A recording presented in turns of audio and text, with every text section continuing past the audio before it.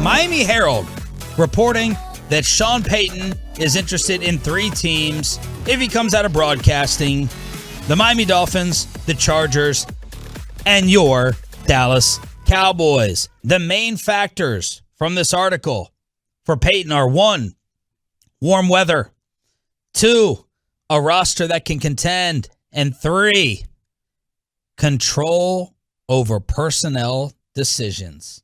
Is that night, see you later for Jerry?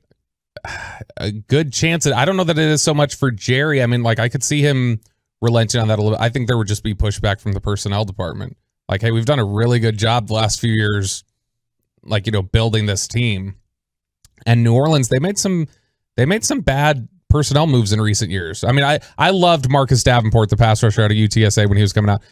Sean Payton went 15 spots up, traded the next year's 1 to get Marcus Davenport, and he hasn't been able to stay healthy. He hasn't been able to contribute. And so Payton's got a decent eye for talent, but it's the Taysom Hill deal. Yeah, I don't know that I'd want him having full control. If you can set up a Dan Quinn-like scenario, which that's one of the reasons why the personnel department loves Dan Quinn, is that Dan Quinn says, hey, here's my parameters. This is what I'm looking for. Communicate with you guys as to what I want for. I'm going to trust you guys to go find it. But in addition to that, I'm going to go on the road and bust my butt with you guys. I'm going to be out there on the road scouting these players. And that's why they really appreciate him, is that they feel like he's really clear and communicative and works with them, not tries to fight them.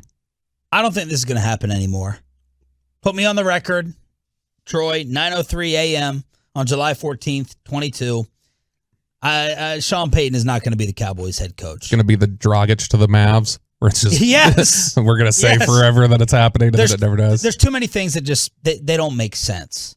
1, you got to give up compensation. In no particular order, I'm just listing the things.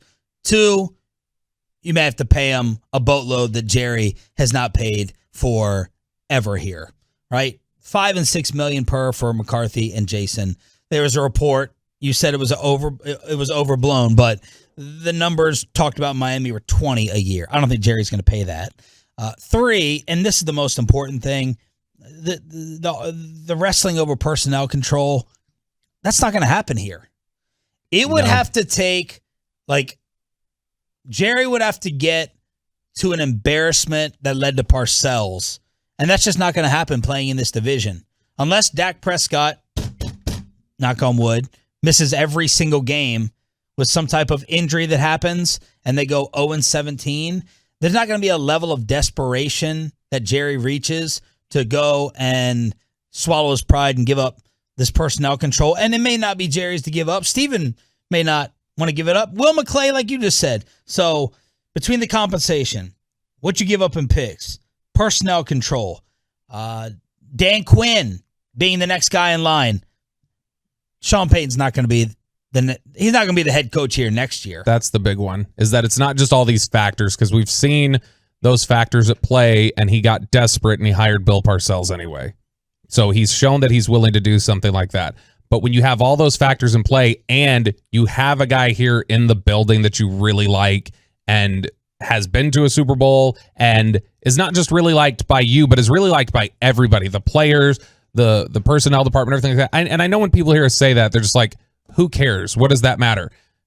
It is incredibly rare in the NFL to find somebody that gets along with every single department on the team. Because usually personnel department has their own interests that they're seeking out. The players have their own interests. The coaches have their own interests. And those don't always mesh. Whereas Dan Quinn has been very clear with everybody in every single department, like, hey, we're a team and we should just be working together. We're all working towards the same goal.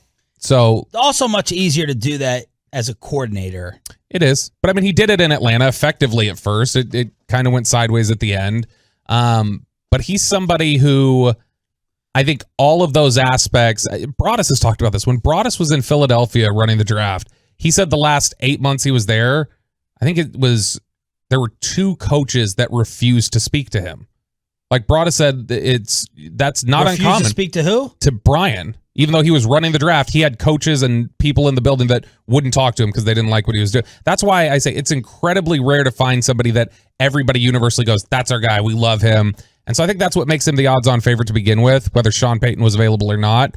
But especially when we talk about those hurdles that I think you're right to point out on Payton, it it makes it that much easier to say no to it when you got, well, I got this guy here that I know I work well with. What do you think Steven thinks about this rumor?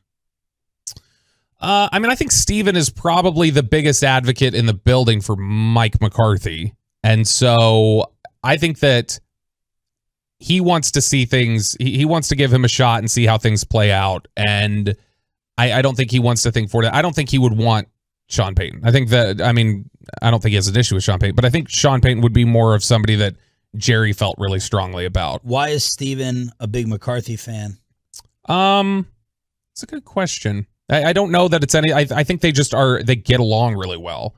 And so I think because they get along really well, I think they probably see the game similarly. And, you know, I think that is something that draws Steven to him. And I think Steven thinks, hey, he's done some good things for us here, and he's more aggressive in these areas on fourth down and going for it. And he's more aggressive with how he uses the clock and everything else. And I think that those are things that are attractive to Steven.